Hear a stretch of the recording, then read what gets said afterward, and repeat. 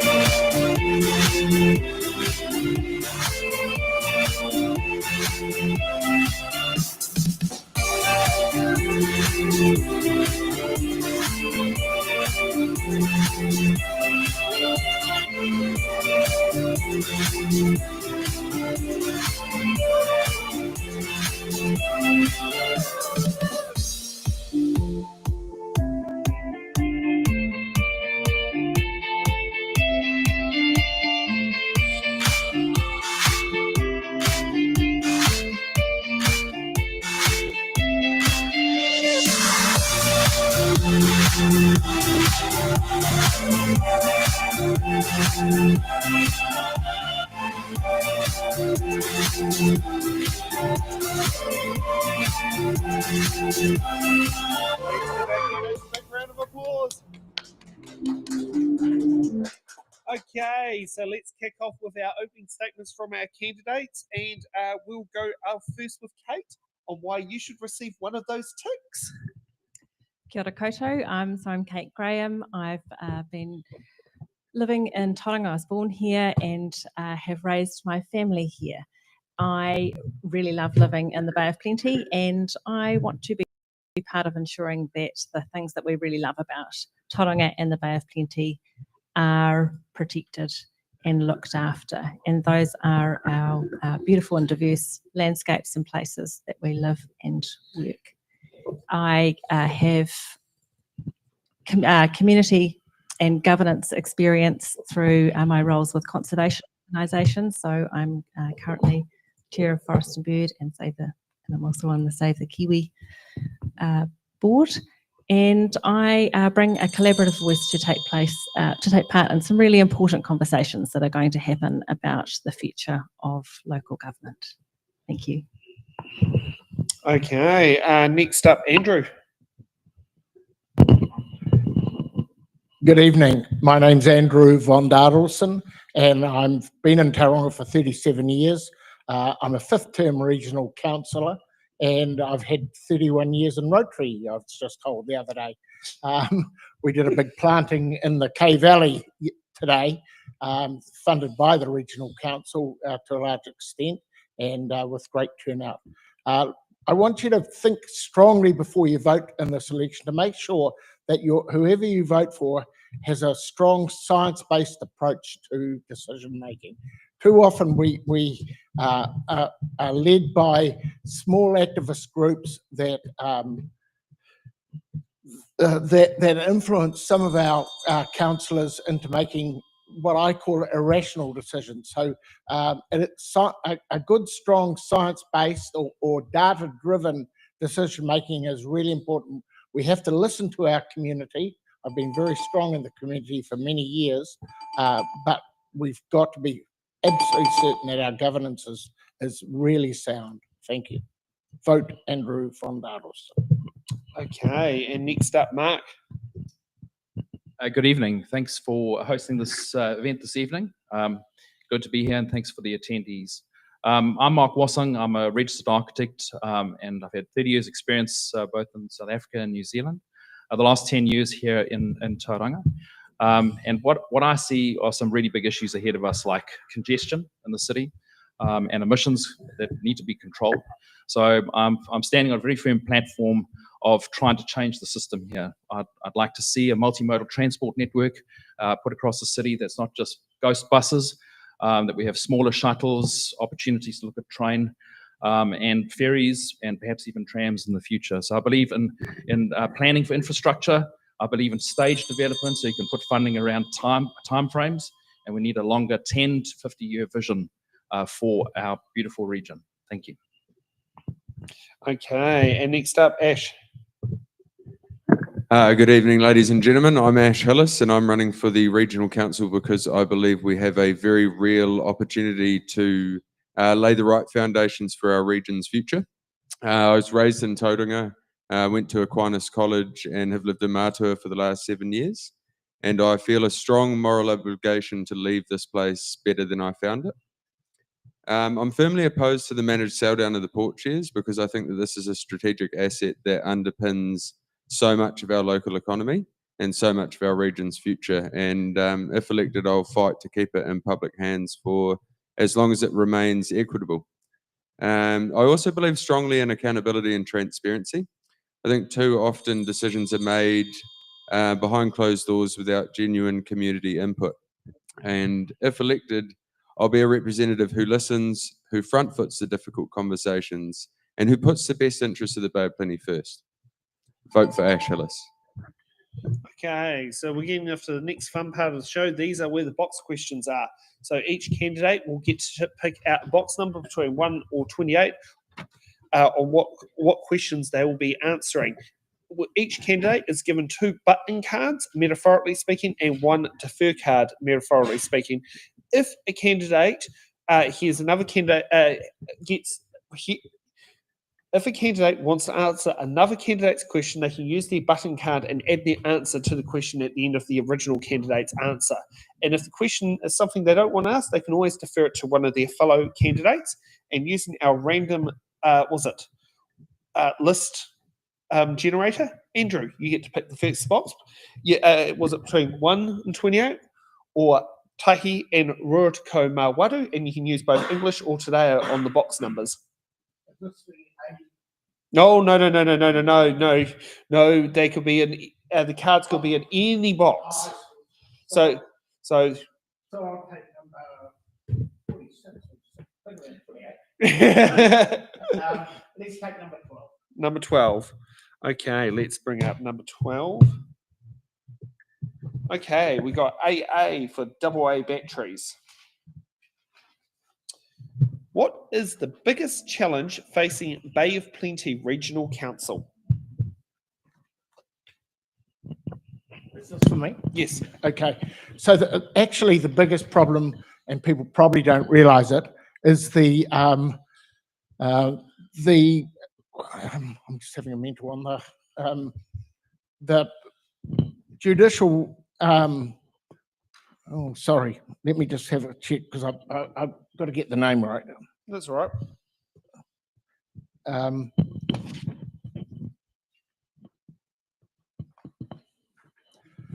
the class action is what I was looking for. The class action for the 2017 floods at Edgecombe is our biggest issue. We've got a class action being taken by the citizens of Edgecombe, and they've been joined by our own insurers, which is unbelievable, really.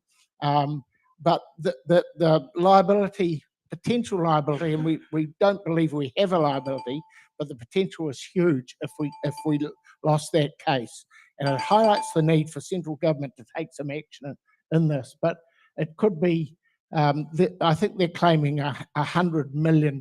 So if we had to pay out $100 million, that would be the biggest issue that we'll face. And that's in front of, we can't talk about it because it's in front of the courts, but that is massive. Okay, we've got 2 buttons very, very quick. Mark. Thank you. I think the biggest challenge that we have in the Bay, the region, and the city is congestion.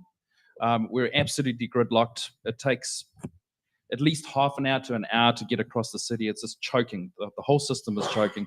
And we've got a whole lot of these big 44-seater buses running around town that are mostly empty. My school kids use the service, and it's fantastic for that. You've done a great job with that. But we really do need to provide better facilities and multi-modes, as I've mentioned in my opening address, is that we need to address this. We've got an opportunity 2026-27 to have a look at the new contract, and it's an opportunity to reset the city. So congestion for me is the biggest issue. We've got a number of pinch points across the city as well, like Turret Road Bridge, which is looking to be widened by tidal flow, but I think we're actually too late for that. We need double lanes, and we need to unblock those choke points and get our public transport system right. We need to work cross-organisational collaboration with TCC and get our bus shelters sorted out. You heard at the meeting the other night, they're in a disgusting mess. So TCC need to sharpen up, and we'll get those bus shelters right so they've got better amenity. Thank you. Okay, Kate. I think the biggest challenge that our region is facing is climate change. So we have an incredible diversity of landscapes that we live and work in, and they are all vulnerable to the impacts from climate change, whether that being a more variable water supply, climate instability. We'll see more drought and fire events, more frequent and severe storms. So the pressures that we're already seeing in our communities, those experiences will only increase. And that includes the inundation and erosion along the coast, our lakes experiencing declining water quality and algal blooms. So adapting to these is going to be difficult and expensive, and we need to get ahead of the game and not ignore them. Okay, Ash, what box number?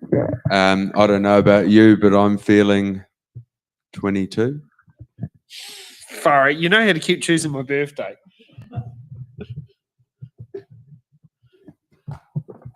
Okay, we've got L for Lima. Okay.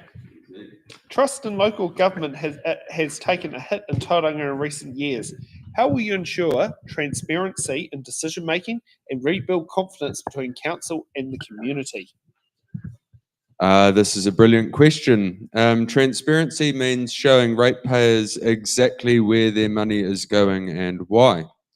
I will support the continuation of the live streaming to the extent of everything up into publicly excluded stuff. So anything, obviously there's sensitive materials within council meetings that would have to be kept private until such time that stuff was delivered in that regard, but clear documentation and open reporting. And councils need to start bringing their receipts as they continue to spend ratepayers' hard-earned dollar without public scrutiny. Okay. So, button, Kate? Okay, we've got a button from Kate. And I would just second that. I think the online streaming of council meetings and it is fantastic. I think the ability for the public to come and speak to the council is fantastic, and both the staff and councillors, having done that recently, are very welcoming and facilitating of that, which is brilliant. There's also a great newsletter that anyone can subscribe to, that is an electronic one that comes on your email, called Regional Council Kōrero. And I think the opportunity is to make more clearer links between what the council's responsibilities are, so around managing activities, what they spend money on, and then the outcomes that they achieve that directly affect people. So, regulating for farm practices, council expenditure on, and then council expenditure on riparian restoration and planting, and then the impact that we all benefit from in reducing E. coli levels in our waterways, so we can continue to swim in them. Yeah, yep. Another button. God, that's very quick. The two buttons used up by two candidates. But the second question. I think that a lot of people don't understand what Bay of Plenty Regional Council does. There's a lot in the media with TCC, and so I think we can do a better job. It's a sort of quieter ship, but one of the ideas I've been thinking about for 10 years plus, and I'm a regular presenter at the public forum. It's not a really good place for people to come easily. I mean, you've had a good experience, and so have I. But people are a little bit nervous about that sort of situation, I think. So I think we should have a digital model, a live digital model of the city. Both TCC and Regional Council have got LiDAR models. I work in the space because I'm an architect and I work with 3D modeling. So we could have a live 3D model that actually shows all of the Regional Council projects, whether they're coastal or river, or revetments, to stop erosion. So we communicate better with the public. And then the public can also have their say by putting in comments and even putting up drawings, because a lot of good ideas come from local communities. So I'd also advocate having local community board meetings again, like at schools and that sort of thing, so you can actually get connected with your community. Okay. Mark, what box number? 10. 10. Okay. Okay, we've got S for Sierra. What steps would you take to improve emergency preparedness for earthquakes, floods, and other natural disasters? I think it's really important that we actually role play this, okay? Because when we have these emergencies, you don't know how things are going to unfold. So I think just like my kids do at school, with going through a series of sort of preemptive workshops and being prepared, I think we should do the same thing. One of the things that I've advocated for many years is to actually have a siren system across the bay, so that we do get advanced warning for tsunami, and also to know exactly what the escape plans are. It should be clearly, as I said, identified on a 3D model, so everyone can see, they know where they're going, and they know what they're going to do, and they've tried it as well. We should have open days where we actually do a workshop and go through the process of this so that we're ready for it. Okay. Kate, what box number? Tacoma Rima. And that's the old driver's license age, for those who are wondering. Okay, we got O for Oscar. Okay, do you support borrowing funds? Do you support borrowing to fund major infrastructure, or should we focus on a pay-as-you-go model? I think so. The Regional Council has some current pretty sound policies, I think, around borrowing, where they generally don't borrow for operating expenses, but they will borrow up to 15% of revenue for capital investment. There are other opportunities, I think, that we should really be trying to take in addition to borrowing and relying on ratepayers, and that is that co-investment, particularly looking at opportunities with central government to invest more in our local infrastructure, and just to note that we are very lucky too that we have Quayside and the Quayside investments, and we should make sure that we continue to manage that prudently so we get good returns on that we can use for investment for ratepayers now and into the future. Okay. Okay, so we've gone through 4 questions. Let's get to another round. And Mark, what's the next box number? 60. The current driver's license age. So it's a good place to fill on. We got N for November. What actions would you take to protect Tauranga Moana's local estuaries and biodiversity from pollution, stormwater runoff, and coastal erosion? Oh, this is one of my favourite ones. I wasn't able to say it earlier, but I'm a strong believer and supporter of preemptive erosion control. I actually live on an estuary, so I've seen it firsthand with how there's silt build-up from the land, and there's also erosion from the water and the wind. I also work with clients that have had their sites eroded by 6-8 meters from wind and water action. So I'm a strong believer in preemptive work, and I think we should be working with iwi and hapu to actually work together as a collaborative approach and look at alternative funding for this as well. It could be done staged. I said earlier that I believe in planning and going through staging for infrastructure, so you don't have to pay for it all at once, but we should protect our peninsulas from erosion. And our estuaries, I'm a strong proponent of aquaculture in this region. With our new marine research facility, we're going to be world-class facility here.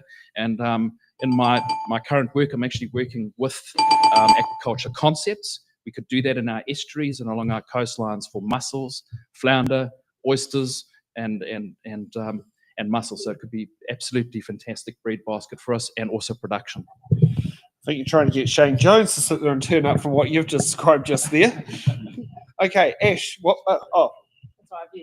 Yes. What box number? Number 6. Number 6. Okay, we got M for Mike. Do you support reviewing council spending priorities before turning to further rates increases?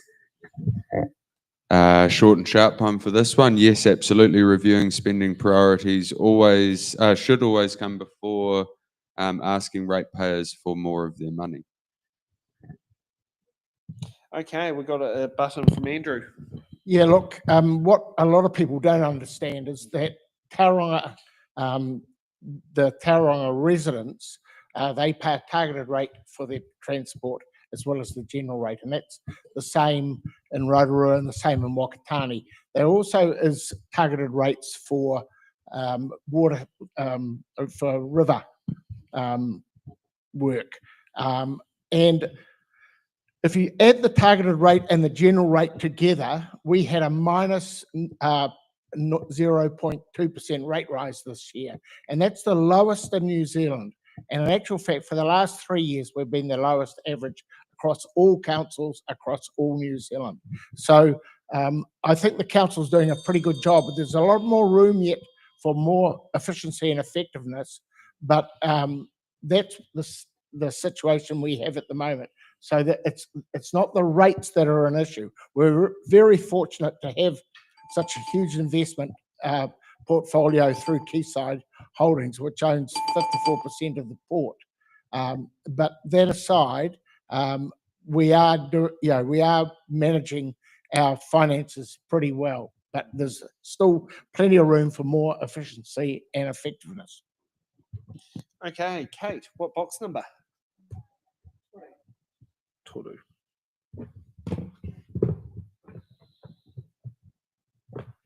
Okay, we got P for Papa.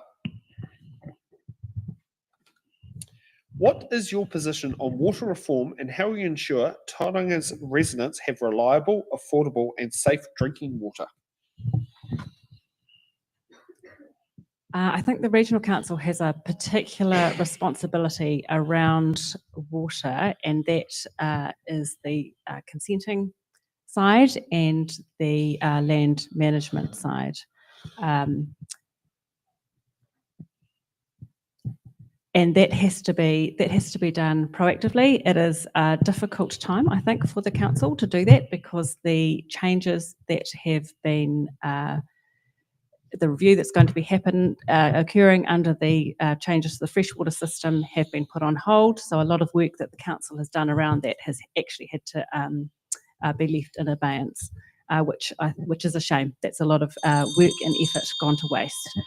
But I know that the council has expressed the intention to use that for whatever comes forth, and I'm sure that will help inform the future of water management for the regional council. Okay, Andrew, what box number? 4. Okay. Okay. We got Y for yellow. What are your views on the government's agenda with regards to RMA reform? Are you confident that this council will be able to meet these?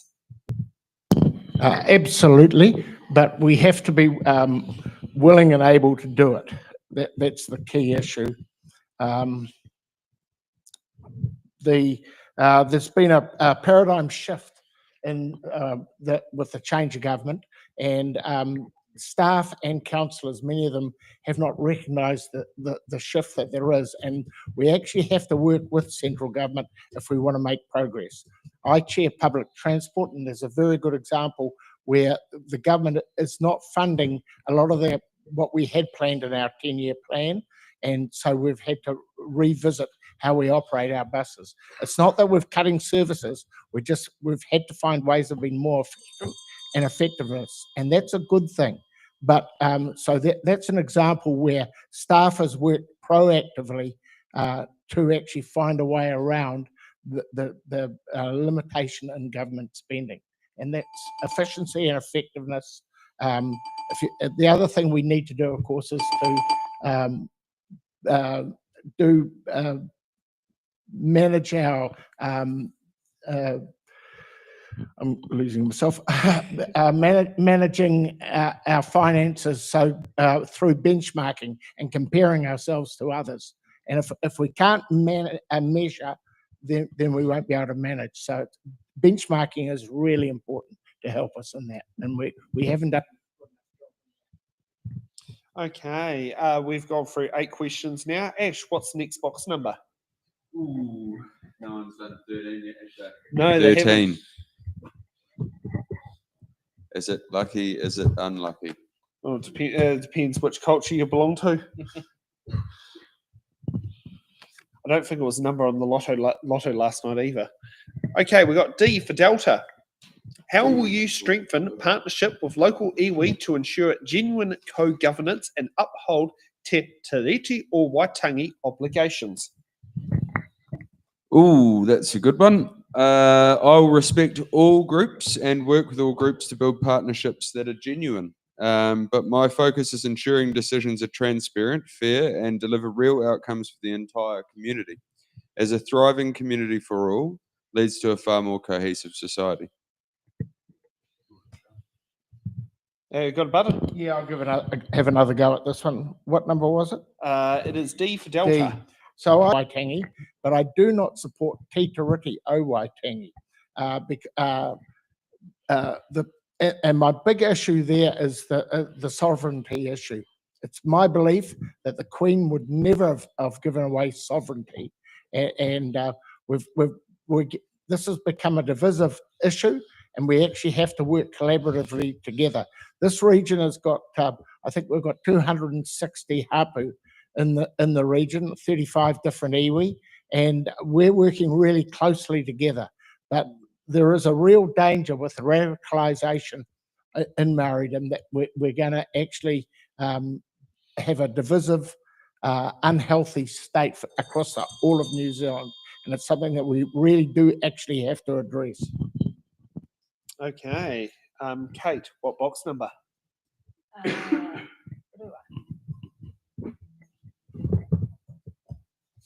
Okay, we got you for uniform.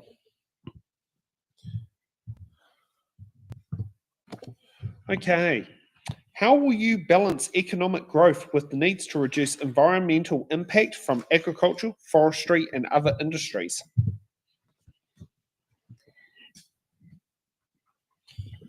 So we do need to protect the things that we love about our region. They really are why we want to live here, why we want to work here. So it really is important that we put the health of our natural systems first and foremost. They also support the way we live, the lifestyle we live. They also support our local economy, so particularly our agricultural and horticultural based economy and our tourist economy as well. So I think we need to make sure that we are very consciously, when we are thinking about economic prosperity, that we are also making sure that we recognise its dependence on our natural prosperity. And I think we also need to think about economic prosperity rather than just economic growth as well. I think it's a very simple framing, and you tend to ignore some of those more nuanced implications. Okay, we've got a button from Ash. Economic growth is important, and it must be balanced with environmental protections. That means we should be monitoring and supporting practices that reduce impacts in terms of agriculture and forestry, etc. We also need to acknowledge and accept the impact that particularly agriculture and forestry have in our region. They're the backbone of much of our local economy, and we must use science, innovation, and current technologies to enable these industries to succeed, whilst also mitigating their environmental impact. Because they're such massive economic powerhouses in our region, we need to enable them to succeed rather than try and shift them out of the scene, perhaps. Okay, Mark, what's the next box number? 21. Oh, the good old voting age. We have to go back a little bit of time, when we're all recently the drinking age. Okay, we got A for Alpha. Do you support political party endorsements of local government candidates? Absolutely no. I think that there should be local. We should be grassroots and community driven. So there shouldn't be any interference from national politics at all. Short, sharp answer. Okay, Andrew, what box number? Number 1. Number 1.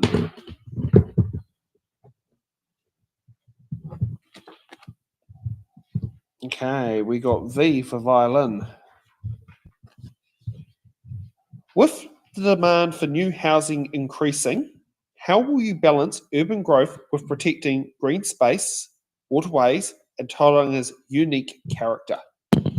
It is really important that we actually do look after our green space, and we can do it.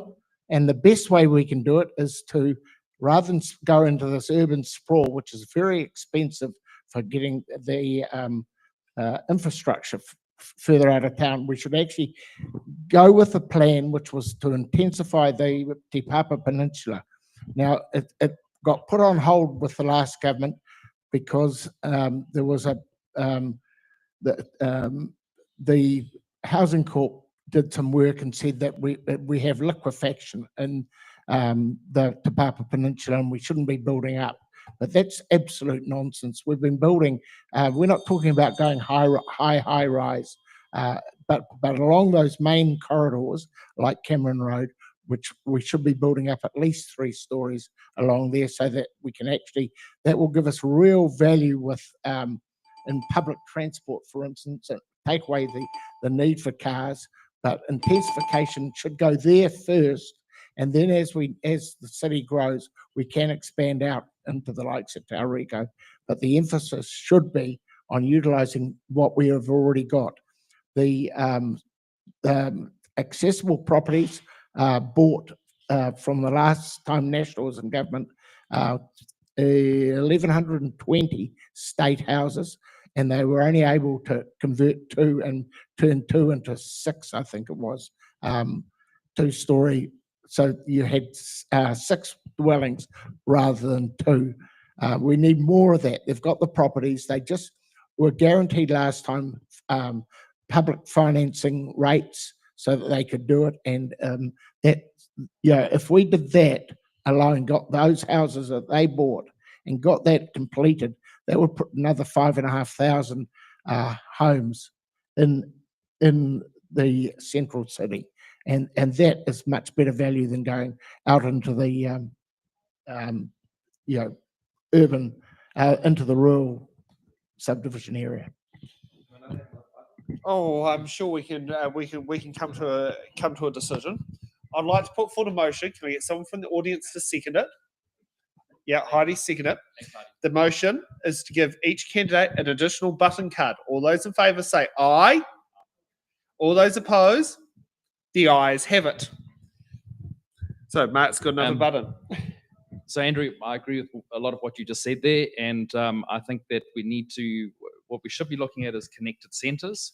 If you go and have a look at the Urban Form and Transport Initiative, and you look at a lot of international examples, we certainly do need to look at medium density. You can actually go up 6 stories on that transport corridor on Cameron Road, and you can get a bonus level as well. So absolutely, I think we should be looking at these corridors where there's amenity and there's transport to intensify, and we should not be doing greenfield sites. I know there's 12,000 homes that are planned on the periphery of Tauranga. I don't believe in suburban sprawl. We should be concentrating on our infrastructure, our 3 waters, and improving our transport before we go and push all of our 3 waters pipes out to the perimeter and then try and get our buses out there. It's just crazy. So I'm a firm believer in connected centres and getting our transport done better. Oh, gee, that's quick. I'd just like to endorse both of the points that Andrew and Mark have made. And I think the other point is also that there is the opportunity to actually enhance the natural environment. And we have seen that in Tauranga, where we have used natural areas that have been in poor condition and they've actually been restored. So if you think about the Matua salt marsh, that was actually the biodiversity there has been massively restored. It's an incredible amenity and recreational amenity value, and it also provides natural infrastructure in that it is a very important stormwater receptacle for flooding events, and it manages sediment going into that estuary and harbour. So K Valley and the Carmichael Reserve is another one. Very poor farmland that was has had intensification around it and been turned into a restored wetland and stormwater catchment. Okay, so we've got 12 questions down and we've got a new order. Kate, what box number? 5. No, we haven't had 5, so we can take 5. Okay, we've got H for hotel. Tauranga is one of New Zealand's fastest growing cities. How will you ensure infrastructure, especially transport, water and wastewater, keep up with the growth without driving unsustainable rate increases? So firstly, I'd reframe that and I would say that infrastructure needs to plan for growth rather than keep up with growth.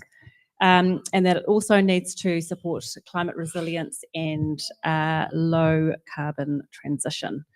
And so I think this is the really big challenge. We've got to future-proof, particularly as we are in an infrastructure deficit where we've not kept up with infrastructure investment.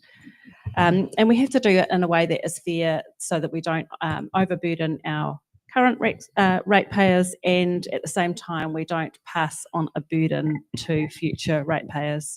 So long-term planning is really critical to this. So we are clear about where we want to get to and what it will require, and an investment strategy that sets out how it is going to be funded. So I think that the opportunities are to look for approaches that have multiple benefits, particularly around the council's role in providing for flood protection and environmental protection, so investing in our natural infrastructure, and also looking at other funding opportunities for co-investment with central government and maximising those council investment returns through Quayside so that we can continue to support our ratepayers. Okay, we've got a button from Andrew. Yeah, look, I think it's really essential that our voters understand that when we talk about infrastructure like roads, buses, not buses, but bus shelters and our drinking water, etc. Those are city council issues, and we need our regional council to stick to its core business so that we actually work with central government to make achievements where necessary. The public transport's a classic place where we do need more investment in it, and at the moment we're not getting that support because we're not actually showing enough emphasis on sticking to core business. So we can't, it's all very well to have great ideas, but like with infrastructure, but that's not our core business. We are in charge of looking after stormwater and making sure that our estuaries and our harbours are not polluted through silt. So that's a big job in itself. So concentrate on what we do and do it really well, rather than looking for stuff that's not our business. Okay, Andrew, what's the next box number? 2. Already been taken, but we can go to 3. 7 is the nearest we'll go. Do 7? Yeah. Okay, we got X-ray. As a councillor, how would you work collaboratively with your fellow councillors to deliver on your promises? Well, what I would say is I always try to work collaboratively within council.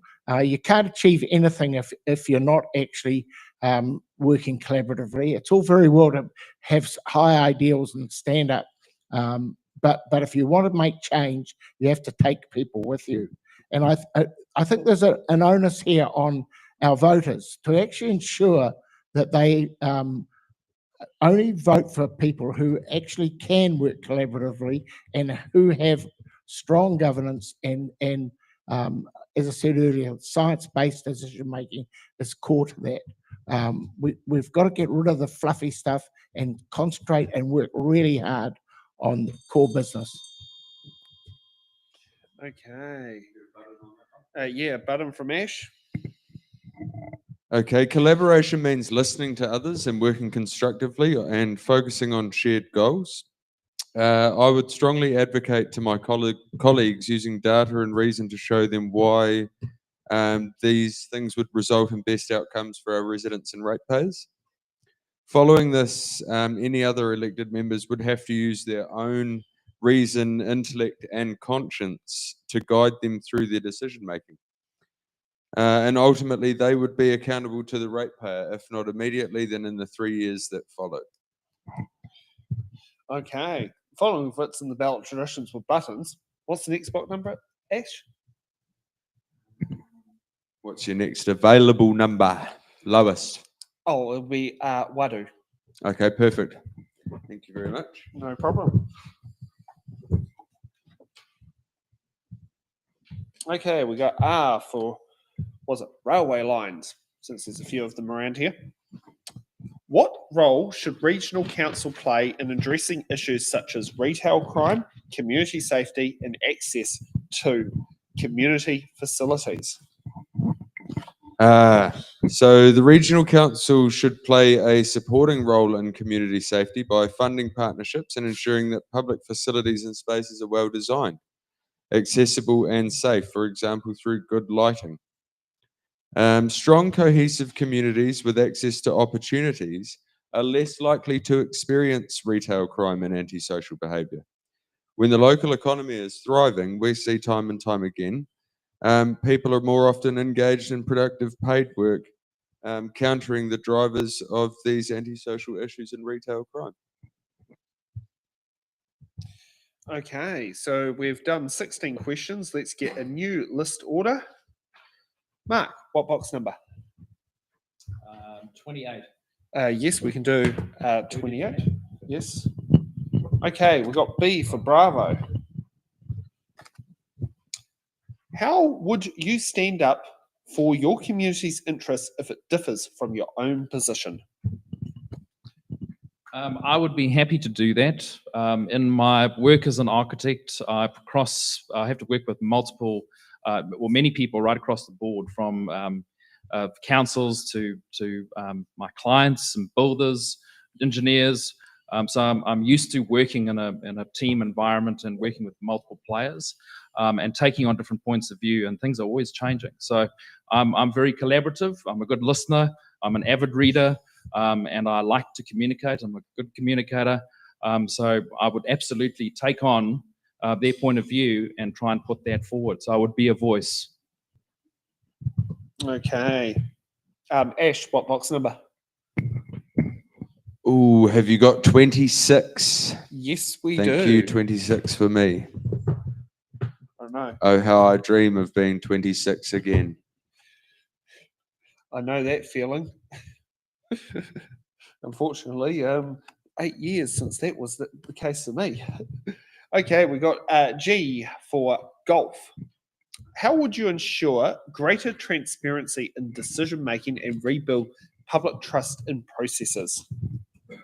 Oh, Sam, I was really hoping you would ask me this question, funnily enough. I would push for open voting records, accessible reporting, and plain language communication from council, so that ratepayers can see clearly how decisions are made and why. I would also continue to advocate for the live streaming of access to information that should be readily available, obviously with considerations to commercially sensitive information.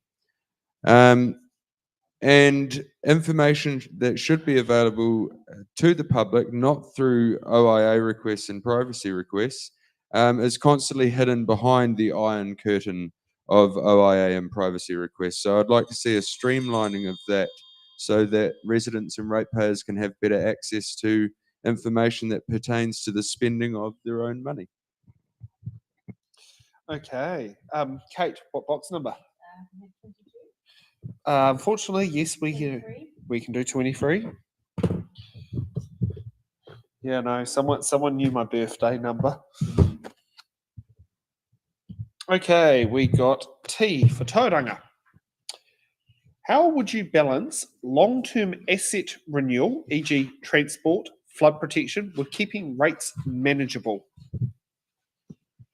So this is a challenge. It is difficult because we have had that under-investment of infrastructure, but again, we are lucky to have Quayside, but we need to ensure that we continue to get a solid return on that, so that we can benefit, and so we can get the benefit of that can offset some of the need for rate increases. And, obviously the other things we've spoken about is the prudent management of council operations. Okay, Andrew, what box number? We've got 27 done. No, we can take 27. Okay, we got J for Juliet. What is your position on the national policy statement for freshwater management and its implementation locally? I think this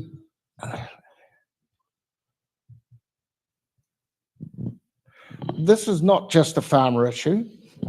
This is urban New Zealand has to take responsibility for freshwater management just as much as farmers and the rural sector does. We've got the change has come about, and the RMA is about to be changed further, and we can't be bashing our rural community who are they're actually having a good year this year, but they've gone through 4 or 5 really hard years, and it seems that the previous government was really trying to put them out of business. And we've got to turn our council from a can't do attitude to a can do attitude. And that's a culture change that we've got to get. And freshwater management is right at the top of this. We've heard about E. coli being a big issue, but actually, if you look at the European experience, how we measure E. coli in New Zealand is quite different to how it's measured in Europe. and it is not the big issue that it is made out to be. It's driven by natural forces, and the other one with freshwater is slope. For instance, our council came up with a proposition that when we change the freshwater management, we're going to require that there's no farming on a slope of greater than 25 degrees. Now they're rethinking that, thank goodness, because that is just plain. I was a farmer for 17 years, and to not be able to graze land above 25 degrees slope is just impractical, and would bankrupt such a lot of farmers. And we need our rural base. That is where our economy is driven from. And if we don't have a strong economy, we can't look after our environment, and we've got to do both. They go hand in hand. Okay. Do we need to put another motion to extend the buttons? Yeah, but both you got one each. Do you want to borrow Ash's button? You can borrow mine if you like. Well, I just wanted to respond to that. We need to do better for both our land and our water. I was absolutely shocked a couple of days ago to hear a presentation by Chris Baskill from the University of Waikato Marine Department, and he showed photos of the kelp forest off Motiti that had recovered after the marine protection was put in place there, and then had been completely decimated. It had completely died down because it had been covered with a fine layer of sediment after Cyclone Gabriel. Now, I thought we had got off very lightly here in Tauranga from Cyclone Gabriel and were not affected, but that what we do on land affects what happens in the sea, and if we want to continue fishing in our sea then and our beautiful coastline, then we need to look after the land and look after the sea. Okay. Mark, what box number? Is 25 taken? No, it is not taken. It's a good age when you got car insurance. Your insurance excess drops drastically. Okay, we've got Z for Zulu. Oh yes, the good old, yeah, the good old phonetic alphabet. Hey, your New Zealand passport won't be saying that. Nobody asked you, Mark. Okay, with growing concerns about affordability and rising rates, some local groups advocate for budget discipline and affordability, e.g. capping rates and increases to 3% annually. How would you weigh community affordability against infrastructure needs in regional decision making? Okay. Well, this one's actually quite personal for me. My parents have actually had to go to Rolleston down in Christchurch because they can't afford the rates in Tauranga. But that is TCC. Regional council has been a lot more prudent, I think, and responsible.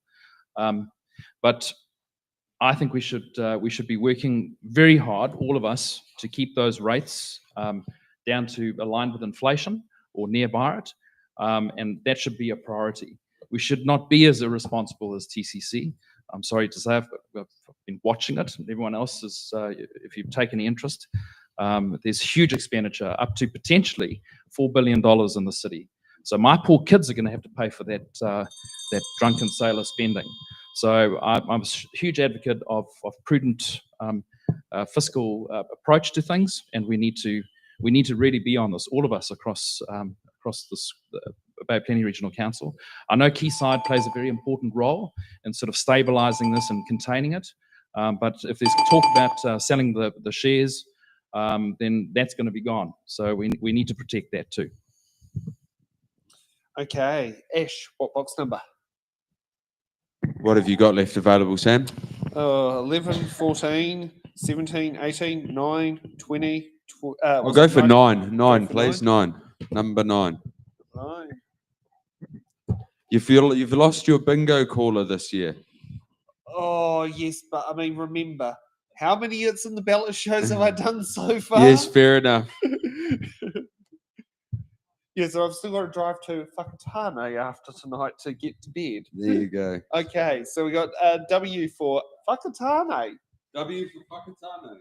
Yeah, or we can call it Wellington, but I think Whakatane is more appropriate as the regional council's governance capital. What experience or skills do you bring to ensure sound financial governance and decision making? I'm going to divert this question. No, I'm just joking. I bring practical real world experience, reliability and determination. And I bring common sense decision making to financial governance. I'm prepared to commit to the role full time with no impediments to my ability to serve my community and be available and accessible. The biggest and arguably most important qualities that I would bring to the role are transparency, honesty, and accountability.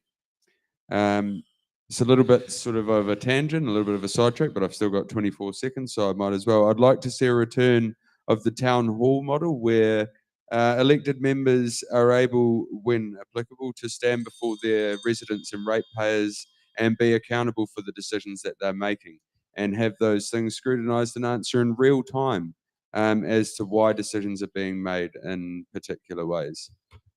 Yeah. And if you want to hire me out, I'm at $100 per hour. And you can have your town hall live streamed. There you go. Okay.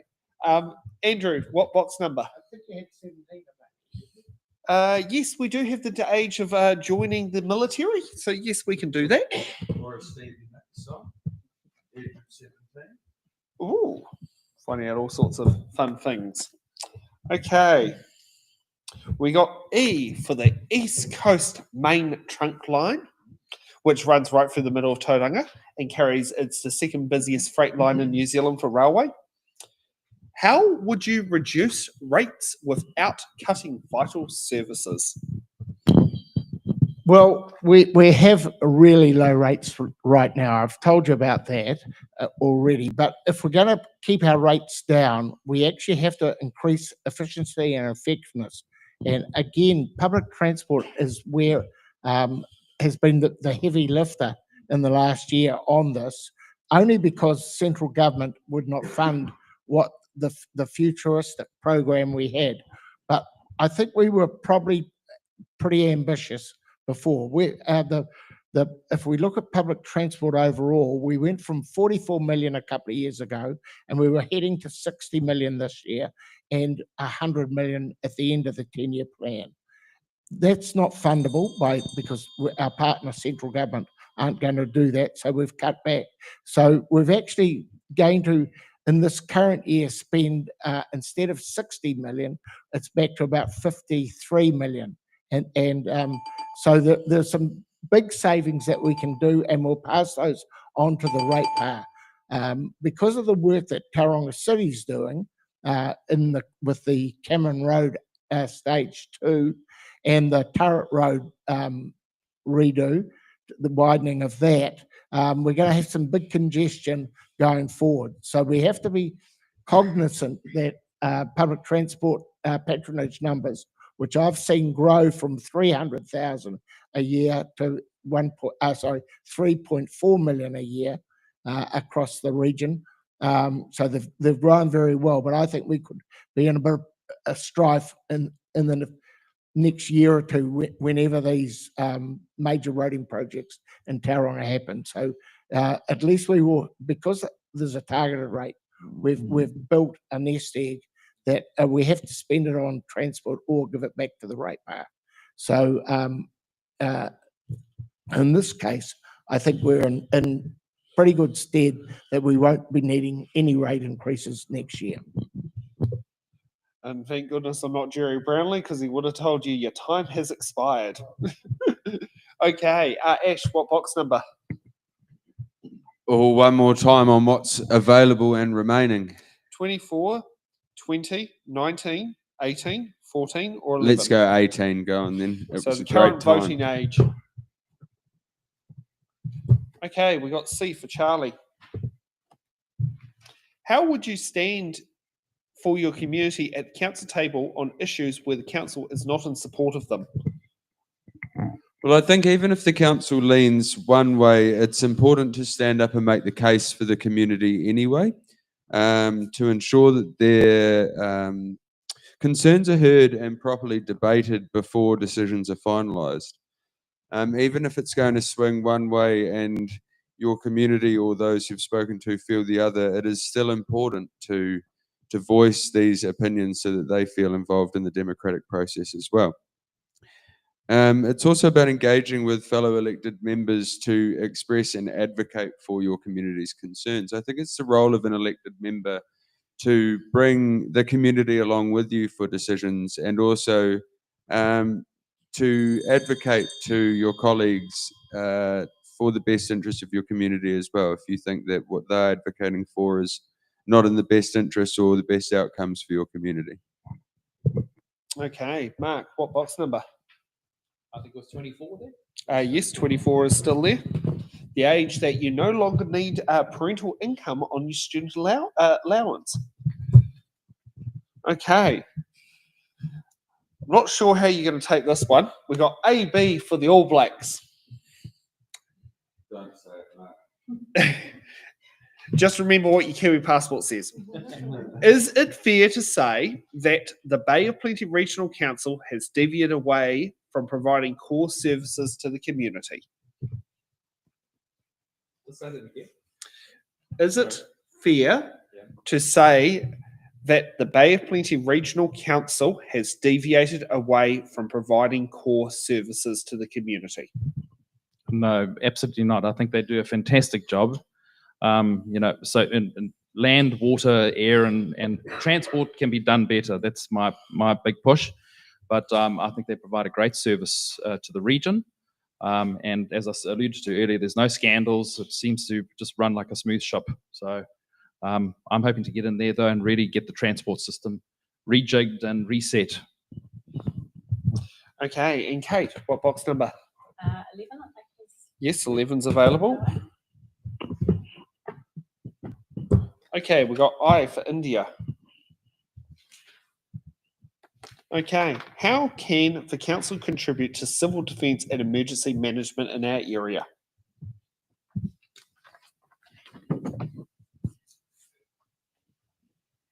So the council is responsible for delivering and implementing a civil defence emergency plan for the region. That includes planning for responding to a civil defence emergency, where the role of the regional council is to coordinate that local response with other councils and other agencies. Planning also includes how to reduce risks arising through a civil defence emergency, and that includes planning to provide people and systems to support personnel and systems for the response, and also through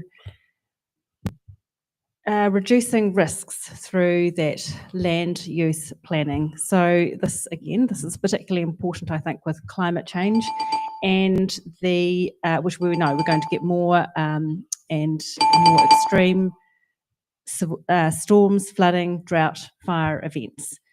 So the council's got an important part to play in managing the upper catchments, which provide the natural infrastructure to protect those downstream communities, and to ensure through planning that we don't put communities in harm's way. Okay, we need to keep moving, so let's get ready for hard-hitting questions.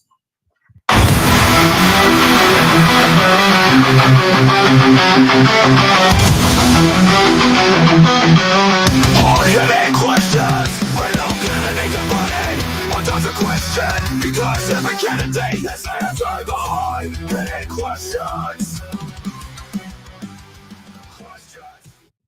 So hard-hitting questions are questions where every candidate gets to answer the question. No buttons, no defers, because if you get a button, you're already butting on something you're already answering. If you're going to be deferring it, well, that who are you going to defer it to someone who's already answering it. So let's get on to hard-hitting question number one. What are your views on the new emergency management bill before government? And I will just get my random list order sheet back up. And Mark, you get to go first. I don't know a lot about this one, by the way. So, but I would say that the emergency management bill, I haven't read it and I haven't studied it yet. But I would say that we'd have to be across it. I would get stuck into it and read as much as I can and then respond to it. So there's my honest answer. Apologies. All good. Okay. Next up, Andrew. Yeah, the purpose and scope of the bill, we've got to ensure that there's a clear distinguishing between national and regional responsibilities. The risk is that centralisation may reduce local authority flexibility. The other key ones,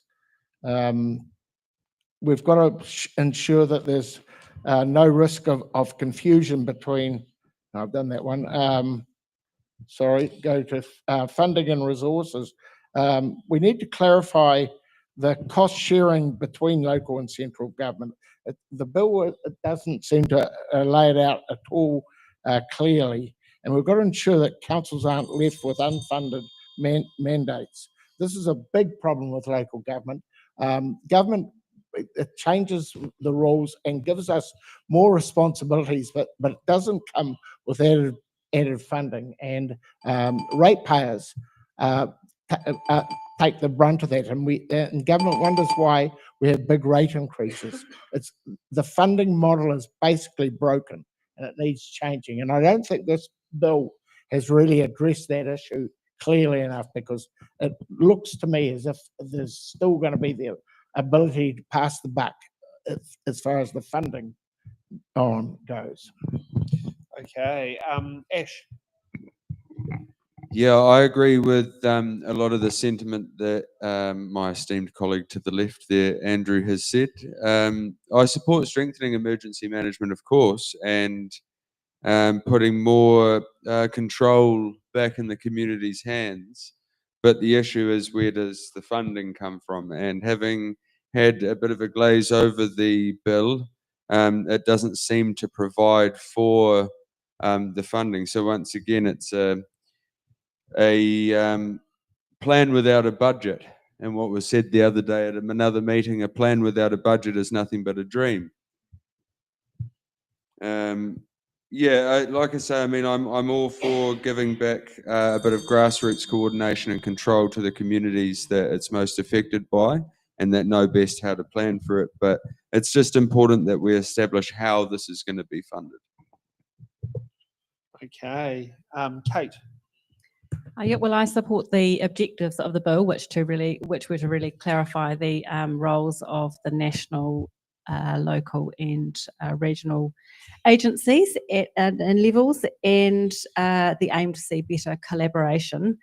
I think the objectives to embed the treaty and strengthen the role of iwi in emergency management was really good too, as well as that involvement of the community. But I think, again, as has been expressed, absolutely the key is that there is funding to go with that implementation. Otherwise, a new improved system is meaningless. Okay, let's get on to hard-hitting question number 2. Are you comfortable with the way the regional councils manages its debt position? Andrew. My short answer is very much so. We use we take expert advice on debt management, and also our financial management. We use Bancorp as a plug for them. They've been exceptionally good at managing our investment portfolio of fixed interest. It's really important that we have strong financial management, because if we're going to, we've built up a $3.5 billion wealth fund that is a legacy for all of the ratepayers of the whole of the Bay of Plenty, and that's how we keep our rates low, because we receive back about 80 million, 57 million, sorry, in dividends, and we're spending most of that, 80% of it, on helping the ratepayers. As well as that, we're building up about 20% of the fund is in a growth strategy for future generations. So that's good. And we've actually strengthened up that side of it as well by with the selection of really astute independent directors on our CCO, Quayside Holdings Limited. So I think the regional council can take a really big tick on that financial management. Okay, next up, Ash. Yeah, I'd agree with a lot of the sentiments once again of Andrew, that the Bay of Plenty Council has actually shown real discipline in this area, and its rates increases have been amongst the lowest in the country, cumulatively even over the last 3 years. From the Taxpayers Union, they say that it's been one of the lowest in the country. Dividends from Quayside Holdings, as has been said, have been constantly used to reduce the pressure on ratepayers, and that's the kind of financial stewardship that I would continue to support. It's also why I believe it's so critical to retain the port shares. In contrast, Tauranga City Council's debt forecast is deeply concerning, if not frightening, and I think the Regional Council must continue to lead by example, staying prudent, protecting core services, and doing everything it can to keep the financial impact on households minimised. We owe it to the community that puts us there to meet today's needs without compromising tomorrow's resilience. Okay, and Kate. Yes, and I'm also very comfortable with the way the Regional Council manages its debt position. It's got clear and detailed policies to funding its activities, including its approach to borrowing. And I think it's really good to see it is conservative around meeting its debt servicing costs. And it's got that requirement that borrowings must be less than 15% of its revenue. That limit's set in the long-term plan, and in the 2025-26 annual plan, it's at 8%. Okay, so let's get on to hard-hitting question number 3. My turn. Oh, sorry. Oh, okay, I missed it. Sorry, that's, yep, okay. Mark. Okay. Well, I'm a very strong supporter of retaining the Quayside shares, not selling those down, and I'm very, very cautious about the debt that TCC's incurred.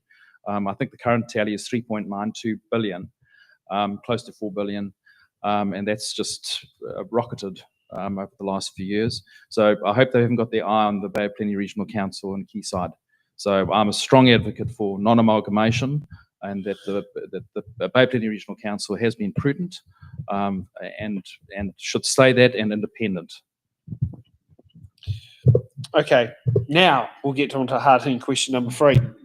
What is your vision for the next 10 years for the Bay of Plenty Regional Council? Kate.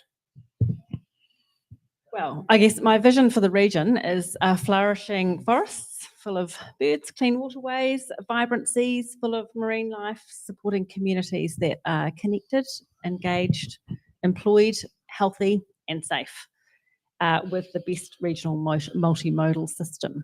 And I think a modern, high-performing council that is delivering quality, value for money public services to implement these outcomes. Okay, next up, Mark. Well, I'm very clear on this. As I've said a number of times, I think we really need to liberate our system and plan for the future. And in that, we can have these wonderful places like K Valley, which could be like our Central Park. If the developers are determined to get this work done out of Tauranga, then K Valley could be a great Central Park of the future. Andrew, you know, being on K Valley, you're the chair there. You know that we're proposing larger native specimens to come into the valley.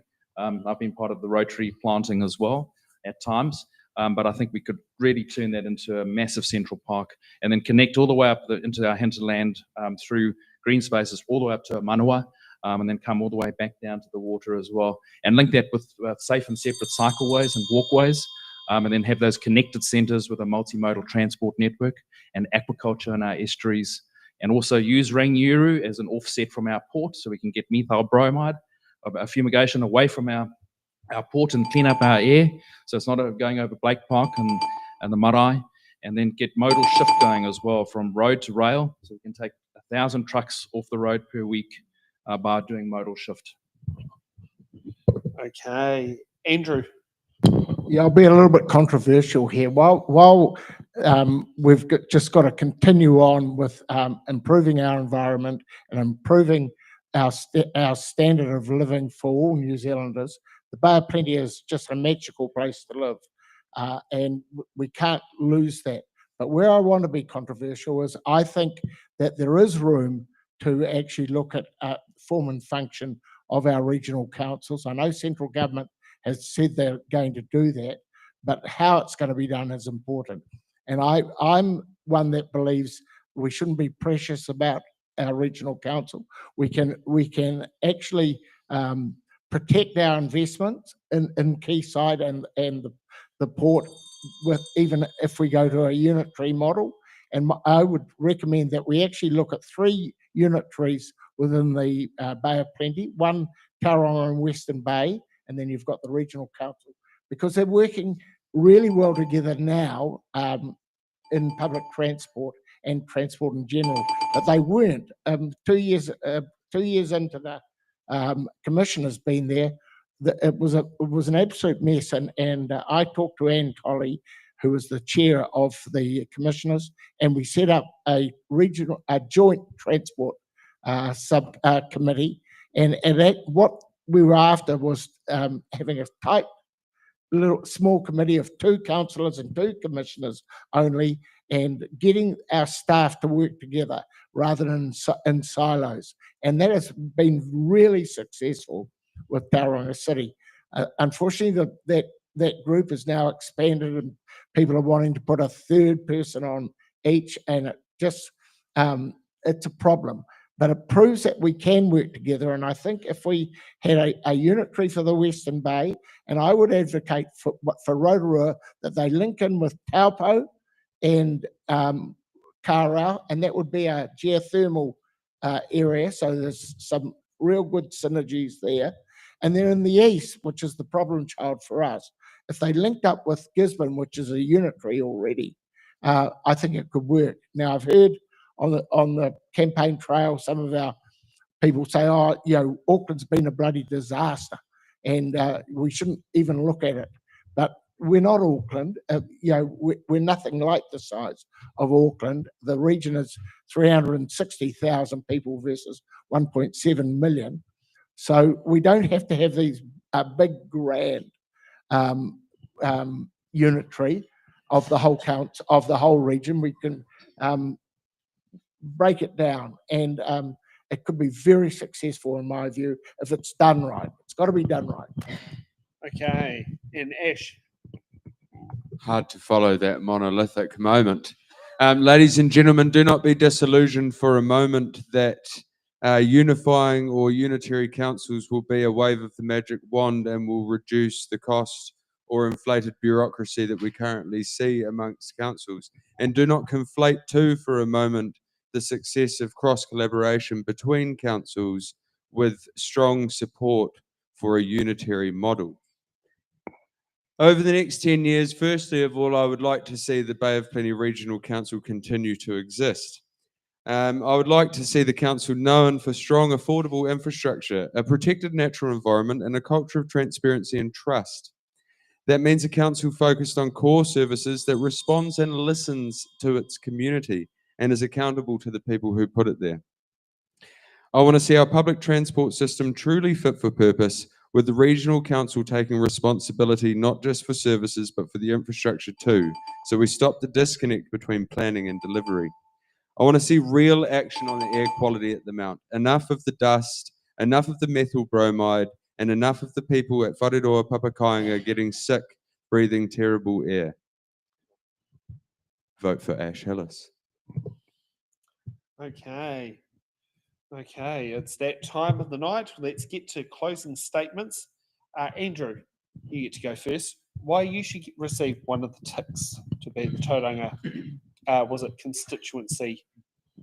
The Tauranga constituency.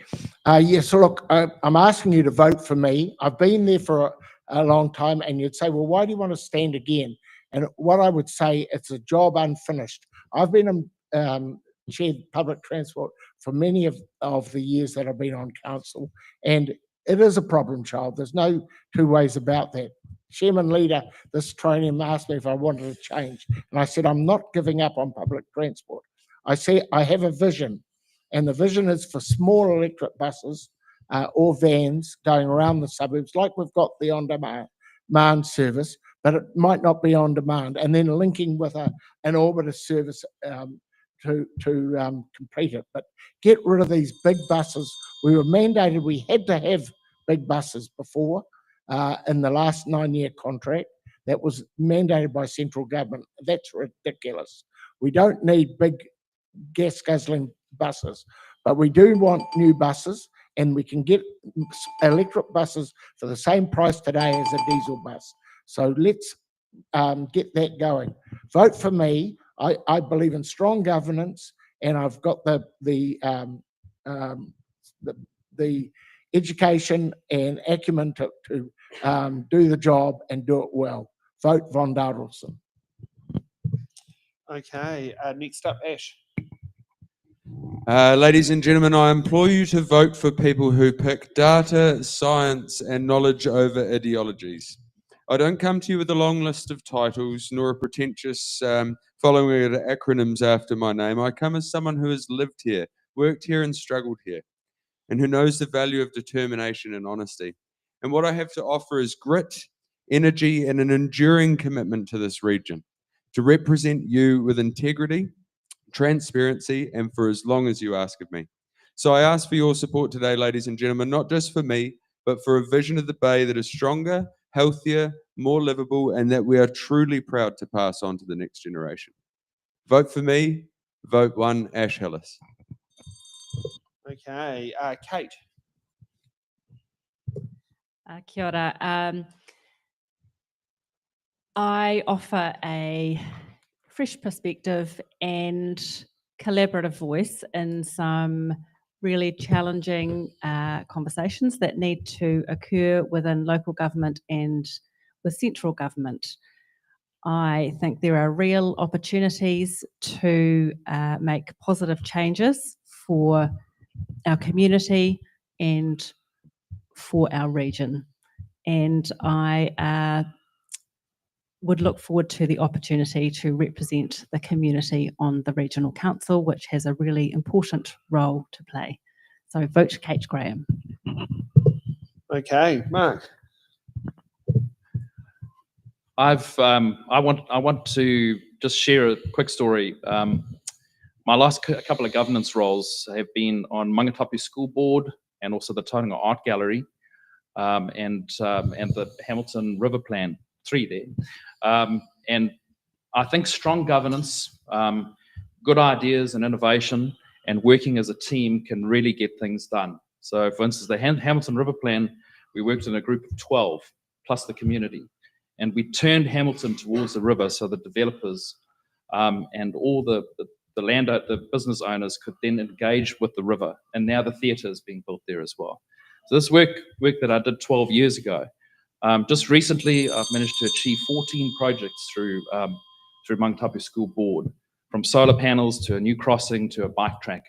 I've put my name forward because there's no shortage of ideas and innovation. I'm a regular presenter of drawings and ideas at the public forum. I want to get stuck in as a good, strong governance position and get things done in the city, because we really need to have action. So vote for me, Mark Wassong, architect. Okay, thank you for that, and thank you to our candidates for coming to tonight. It's not easy to chuck yourself in front of a video camera and do it on there, but thank you so much for doing it. Can I thank our audience for braving us tonight, for making it all work, both online and in studio. It's it's not easy going through it, but I appreciate all the pleasure that it comes with being part of the action. Just before we go, a little bit of housekeeping. It's in the Ballot is an independent non-profit organisation focusing on bringing candidates and voters quality information on what the candidates stand for those who love to participate on It's in the Ballot. It's in the Ballot is funded by small dollar donations, which is supported by our members and our followers who sit there and do it. if you would like to, you're welcome to go to It's in the Ballot and get a Koha ticket that on Eventbrite. If you'd like to do that, you can also go to our Give a Little page and make a donation. And if you go to it'sintheballot.nz, you can also, and click on donate, you can get our bank account number and put in a direct credit cash deposit into our bank account. And if you're watching live on YouTube, or on YouTube watching live, you can do a super chat. And if you're watching afterwards, you can do a super thanks to help fund these It's in the Ballot shows as these shows travel around the country. I'd like to ask our candidates to give our audience to give our candidates a big round of applause. Yeah. Also, I'd like to thank Heidi for jumping on the cameras to help me out today and making it all work. And like to thank all the many members of our crew who makes everything all work tonight. It's not just me. There are many people who take in a lot of different roles to make these shows work.